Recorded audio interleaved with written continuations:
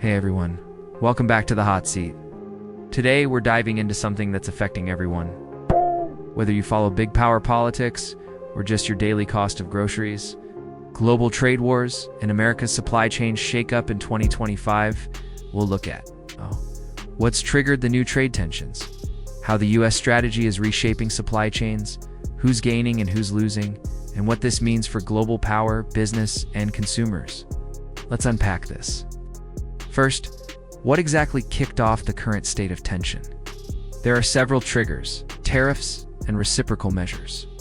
The US has imposed significant tariffs on imports from countries like China, Mexico, and Canada. Some go into effect immediately, others have been postponed. These measures are often pitched in the name of protecting US industries, national security, or preserving jobs. Global supply shock and prior disruptions. COVID-19 supply chain breakdowns. The Russia-Ukraine war, and energy supply issues have already exposed fragility in global trade networks. Companies and governments are more cautious. They want resilience, not just efficiency. Strategic decoupling and China +1 policies. Many US companies are trying to reduce over-reliance on Chinese inputs by sourcing from Southeast Asia or Mexico. This is costly but seen as insurance. Diplomatic and economic realignments. Africa's trade status with the US via a GOA is under threat. If a GOA lapses, many African economies depending on tariff-free access will suffer. US is pushing for trade agreements and trade leverage, often at cost of diplomatic friction. So, with those triggers, what is the US doing intentionally or as a consequence that's reshaping global business? Companies in the US and other countries are looking to diversify away from China for manufacturing of intermediate goods. More sourcing in ASEAN, Vietnam, India, and Latin America. Tariffs and trade barriers. Tariffs on imports, especially of tech, agricultural goods, and key components, are pushing costs up for US manufacturers and consumers.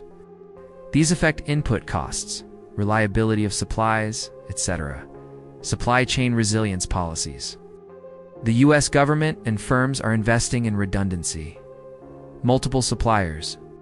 More inventory, more local content requirements, domestic incentives to bring factories back or to increase production in friendly countries nearshoring, export controls and tech restrictions.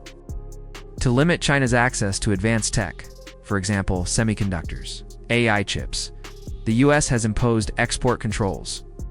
This is part of the wider strategy to safeguard technological and strategic advantage. Let's explore where the benefits and sufferings are happening. Countries positioned to receive diverted supply chains. Vietnam, Mexico, Southeast Asian nations are benefiting from China +1 strategies. Domestic US industries that produce what was previously imported, labs, components, some manufacturing sectors.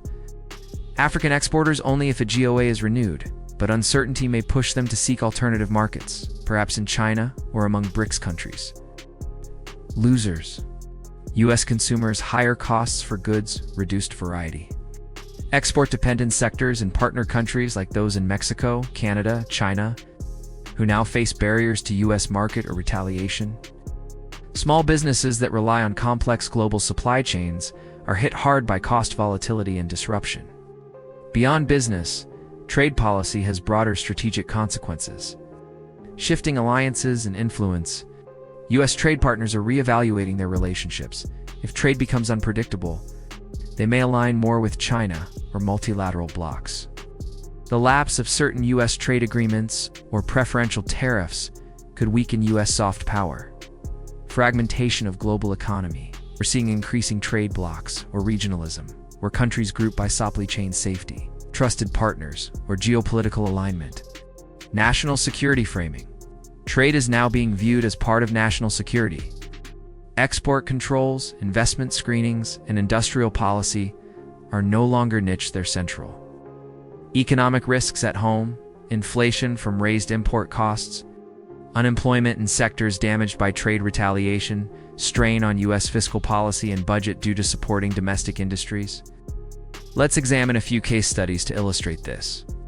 Tech exports and Chinese tariffs. US imposed tariffs on various Chinese tech goods. As a result, not only American imports from China drop, But third countries, for example Taiwan, Vietnam, are stepping in to fill gaps. A GOA expiry in Africa. The African Growth and Opportunity Act, AGOA, allows many African countries tariff-free access to U.S. markets, if not renewed. Economies in Africa, particularly those with garment and car industries, face severe declines. U.S. domestic state impacts. Different U.S. states are affected differently. States rich in manufacturing might see gains. States reliant on importing inputs or agriculture may suffer. There's variation in wage impacts, job losses or gains. Models forecast GDP loss and real wage decline under heavy tariffs. Let's explore where this could go next. Scenarios. Scenario A. Strategic realignments and resilience. US firms fully diversify. Reliable supply hubs outside China, more regional trade networks, AGOA gets renewed. US soft power reasserted through trade leadership. Scenario B. Economic blowback and inflationary stress. Retaliations hit U.S. exporters. Left remains high. Consumer backlash. Supply chain disruptions persist. U.S. industries partially revived, but at high cost. Scenario C. Deeper fragmentation and multipolar trade order. Trade blocs consolidate, for example, China-led, U.S.-aligned, regional Asia, Africa, global supply chains, bifurcate. Washington struggles to maintain coherence with allies. Economic decoupling becomes normalized. So what can we take from all this? Trade policy isn't just economics anymore. It's power and diplomacy. The U.S. is leaning heavily on tariffs and supply chain restructuring to protect national interests. That works, but it has costs, internally and externally. The outcome depends a lot on how well the U.S. can balance protecting industries without alienating partners or hurting consumers. And whether the rest of the world finds other options, because if they do, America's trade dominance might not be what it once was. Thanks for tuning in. I'd love to hear what you think. Will the U.S. win its trade wars? Or will this upheaval create more problems than solutions? Drop your thoughts in the comments, and if you found this helpful, like, share, and subscribe for more geopolitical deep dives.